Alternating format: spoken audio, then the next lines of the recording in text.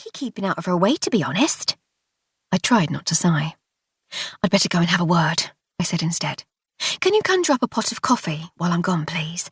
Lady Hardcastle will take it in the morning room. Of course, she said with a smile. I made some shortbread this morning as well, if you think she'd fancy that. You read my mind, I said. I set off to find the housemaid. How stands the Empire, Edna? I said, when I finally found her in one of the bedrooms. I've been better, Miss Armstrong, she said wearily. Oh dear, I said. What's the matter? Everything seems to be going wrong. I've run out of polish. This blimmin' duster has seen better days. She held up a limp collection of ostrich feathers at the end of a battered handle. I can't get the table linen to come up nice. Ain't nothing working as it should. And I can't tell you how many times I've put things down and can't find 'em again. That'll be the house ghost. It's the time of year for it, after all. Oh, don't say that, she said. I knows you and the mistress don't go in for things like that, but I takes it very serious. I've seen a ghost at our grandma's house. I ain't never felt a chill like it, and the barrier between their world and ours is weakest at Halloween. I was teasing, I said. I think we're safe. This house is less than 10 years old. It's not been here long enough to acquire any ghosts. You shouldn't make fun of them, she said earnestly. You never know what went on here in days gone by. I'm sorry, I was just trying to lighten the mood. It's not like you to be so downhearted over a few minor setbacks. Is there something else wrong?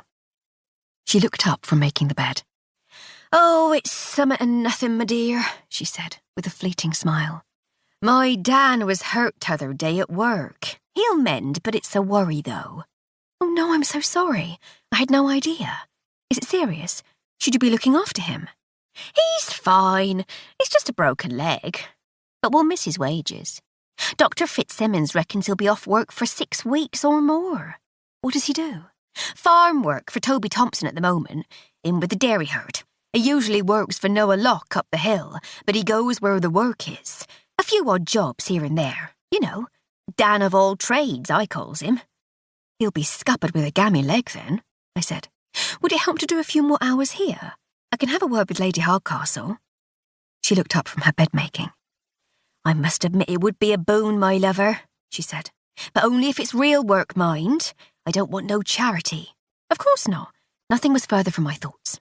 I'm sure we could find plenty to keep you busy. Then it would be much appreciated, I'm sure. And Dan can do without you? As long as he's got his pipe and a couple of bottles of cider, he can see himself through a couple of afternoons without me waiting on him. I shall see what I can do then, I said. Proper work, mind. Don't forget. I give you my solemn word that we shall work you like a navvy, Edna. Don't you worry about that. Reassured that there was nothing too much amiss, I returned to the kitchen. Miss Jones was just putting the pots and cups on the tray as I walked in. Thank you, I said. Did you know about Dan? And his broken leg? She sighed. I haven't heard about nothing else. Is that why she's all of a pother about every little thing? It seems so. They'll miss his wages, she said. He can't work with a broken leg. No, that's what she said. So I've offered to talk to Lady Hardcastle about doing a few more hours here. That's very kind of you. You don't mind? Never should I mind, she said, sounding rather bemused. Well, I'm not sure we can offer you any more hours. To tell the truth, I've no real idea what we're going to find for Edna to do. But don't tell her that. She's determined not to accept charity. Mum's the word, she said. She's a proud one, our Edna. But don't you worry about me. I'm happy with my mornings. Suits me fine. I still needs to get back to our ma. Of course, of course. How is your mother? Ups and downs, you know, she said. She has her good days and her bad, but we gets by. It must be hard. But don't be like Edna. If you need help, you will say, won't you? You're very kind, miss. Do you want me to take this tray through? As usual, she had set the tray for two.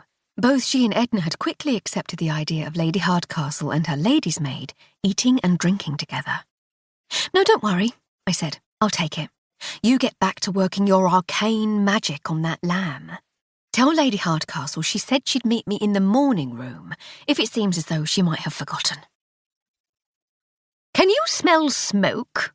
Asked Lady Hardcastle as she breezed into the morning room, still in her overalls. I asked Edna to light the fires, I said.